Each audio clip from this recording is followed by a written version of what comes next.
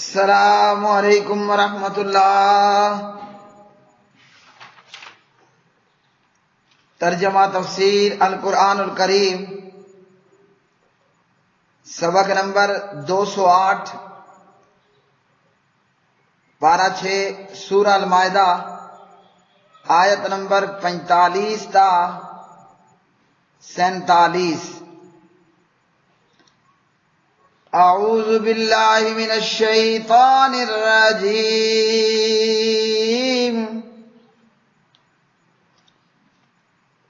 وَكَتَبْنَا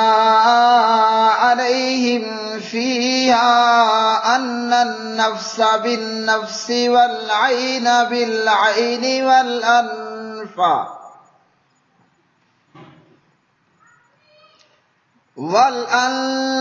بِالْأَنْفِ وَالْأُذُنَ بِالْأُذُنِ وَالسِّنَّ بِالسِّنِّ وَالْجُرُوحَ قِصَاصٌ،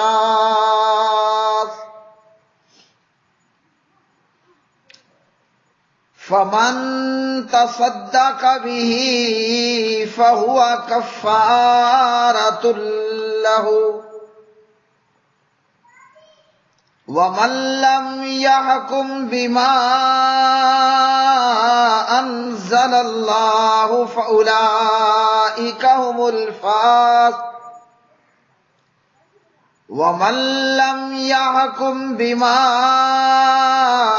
أَنزَلَ اللَّهُ فَأُولَٰئِكَ هُمُ الظَّالِمُونَ۔ وَقَفَّيْنَا عَلَىٰ آثَارِهِم بِعِيسَى ابْنِ مَرْيَمَ مُصَدِّقًا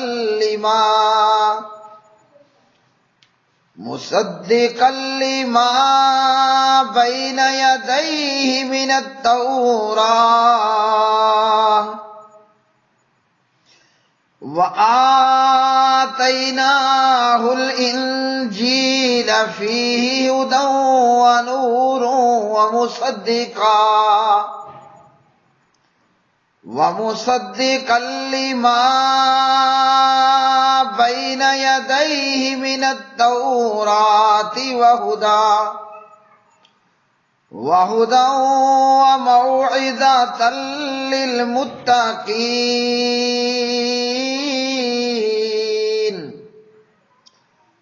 وَلْيَحْكُمْ أَهْلُ الْإِنجِيلِ بِمَا أَنزَلَ اللَّهُ فِيهِ، وَمَن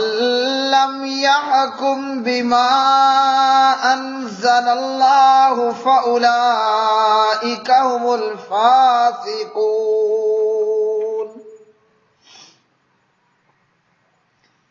اور ہم نے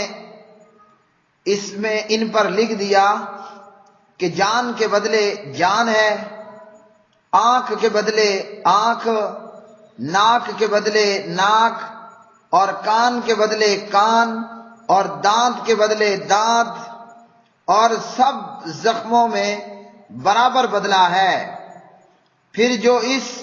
یعنی قصاص کا صدقہ کر دے تو وہ اس کے لیے کفارہ ہے، اور جو اس کے مطابق فیصلہ نہ کرے جو اللہ تعالیٰ نے نازل کیا ہے تو وہی لوگ ظالم ہیں۔ اور ہم نے ان کے پیچھے ان کے قدموں کے نشانوں پر عیسیٰ ابن مریم علیہ السلام کو بھیجا، جو اس سے پہلے تورات کی تصدیق کرنے والا تھا، اور ہم نے اسے انجیل دی جس میں ہدایت اور روشنی تھی، اور اس کی تصدیق کرنے والی جو اس سے پہلے تورات تھی، اور متقی لوگوں کے لیے ہدایت اور نصیحت تھی۔ اور لازم ہے کہ انجیل والے اس کے مطابق فیصلہ کریں جو اللہ تعالیٰ نے اس میں نازل کیا ہے، اور جو اس کے مطابق فیصلہ نہ کرے جو اللہ تعالیٰ نے نازل کیا ہے تو وہی لوگ نافرمان ہیں۔ وَكَتَبْنَا، اور ہم نے لکھا، علیہم ان پر، فیہا اس میں یعنی تورات میں،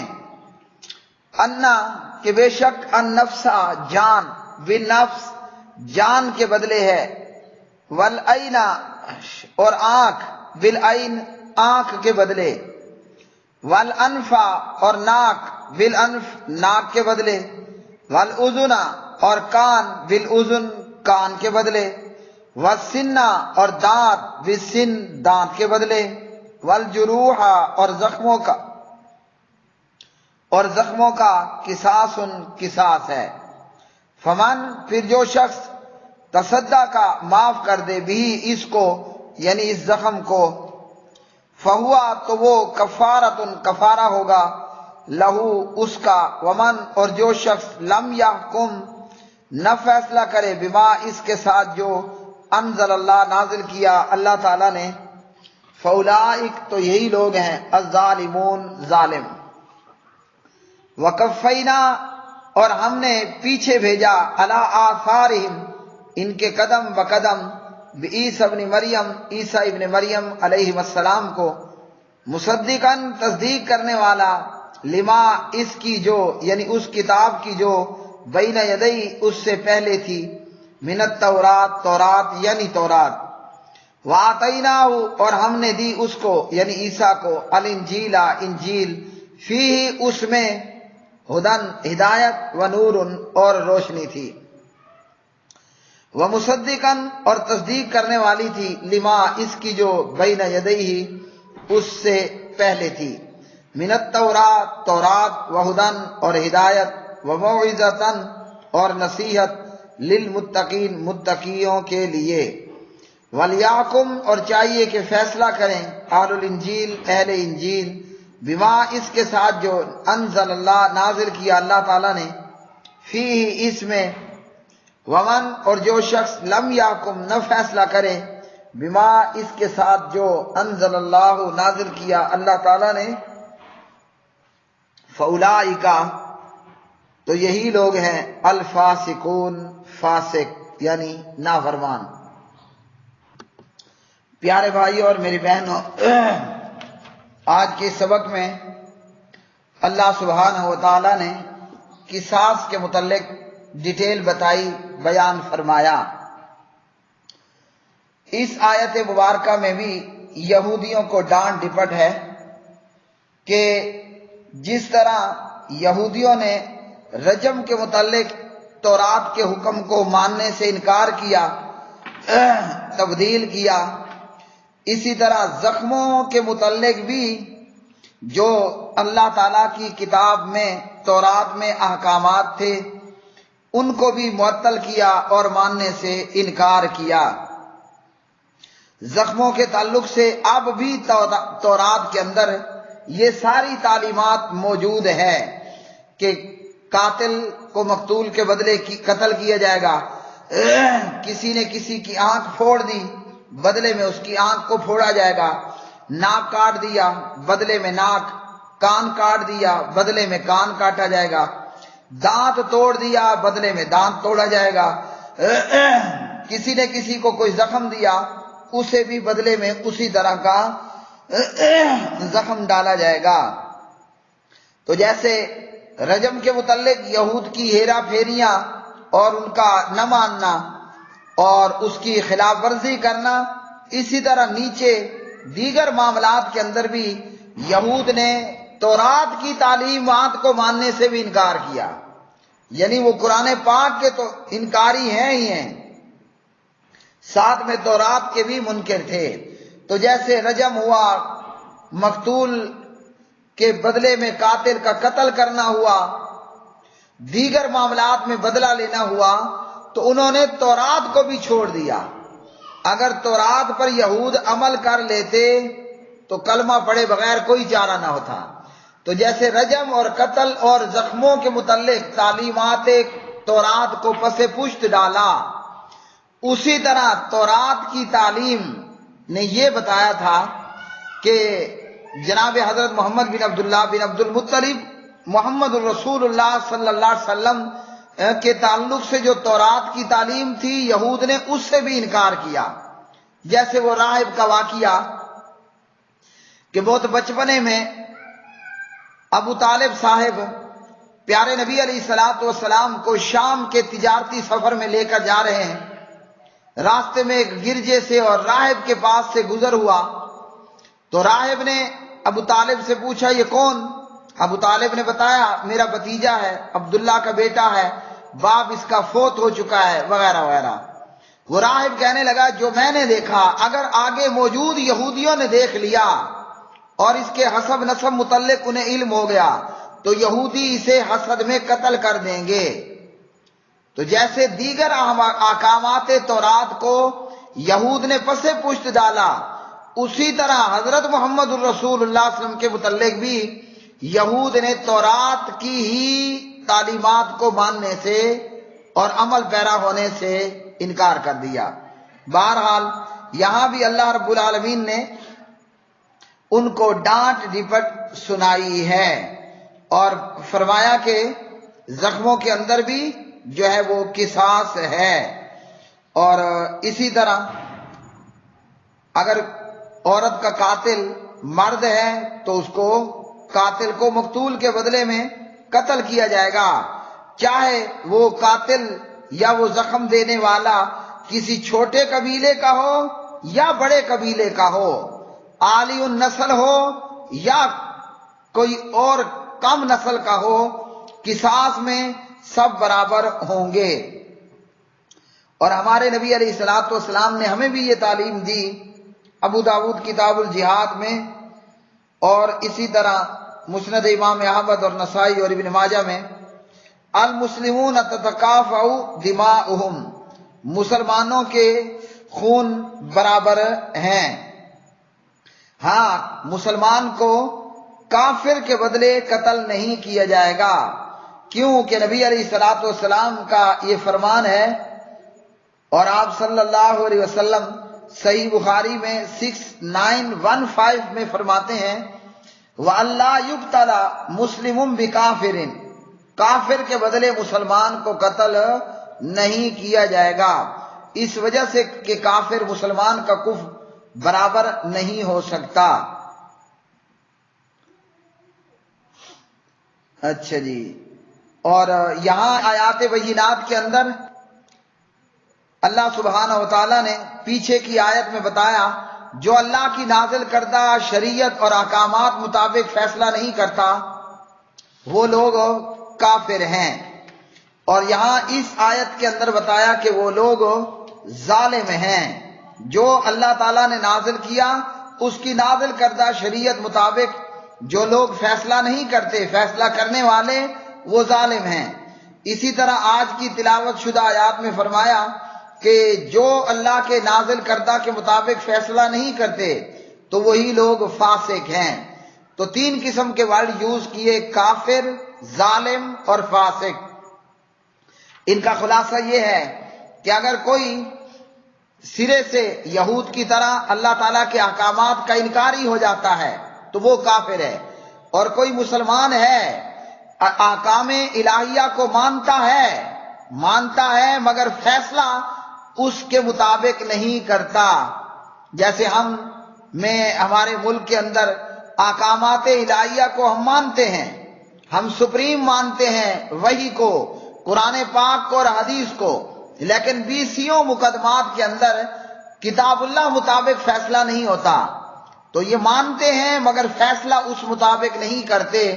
اگر کوئی مانتا ہو اور فیصلہ کتاب اللہ مطابق اور احکام الہیہ کے مطابق نہیں کرتا تو پھر وہ فاسق ہے، وہ کافر نہیں ہے، اس لیے وہ گنہگار ہے اور گناہ کا ارتکاب کرنے والا ہے۔ یہ خارجی الذہن لوگ ہوں گے، وہ چاہے داعش ہو یا ٹی ٹی پی ہو،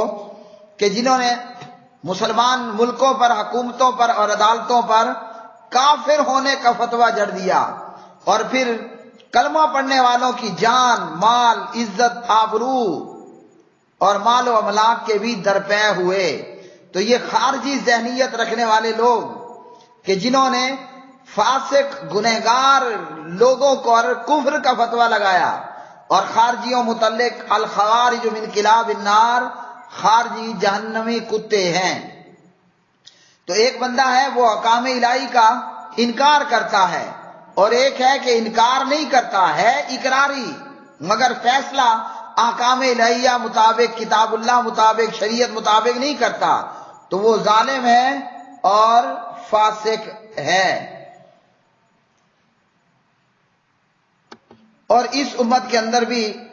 بعض ظالم اور فاسق اور جاہل اور کم علم اور بے علم اور مقلدانہ ذہن رکھنے والوں نے ایسی ایسی افواہات ایجاد کر لی ہیں کہ جن کی موجودگی میں قصاص تقریباً ناممکن بن جاتا ہے، اور اس کے لیے ان لوگوں نے مختلف ہیلا جات اختیار کیے جو کہ سارے ہیلے گھڑنتو، مطلب من گھڑت، خود ساختہ اور بے بنیاد ہیں۔ تو قصاص میں جس نے جس کو جو زخم دیا، جس طرح قتل کیا، اس کو اسی طرح قتل کرنا شریعت نے بتلایا ہے۔ مثلا نبی علیہ السلام نے ایک یہودی کا سر پتھروں سے کچل دینے کا کہا، اور اس کا سر پتھروں سے کچل دیا گیا۔ کیوں؟ کہ اس قاتل نے مقتولہ بچی کو سر پر پتھر مار کر اس کا سر کچلا تھا۔ صحیح بخاری حدیث نمبر 6876۔ لہذا اگر قتل کے ارادے سے جان بوجھ کر قتل کرنا ثابت ہو جائے تو پھر قصاص ہے، خواہ کسی طرح بھی قتل کرے۔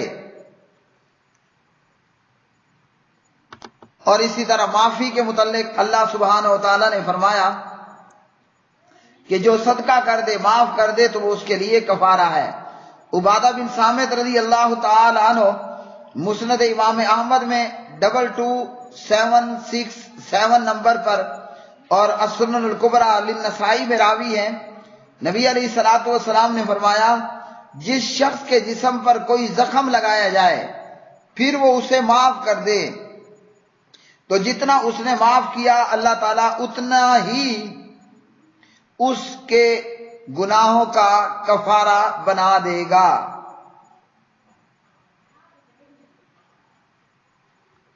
اور پھر اللہ سبحانہ و تعالیٰ فرماتے ہیں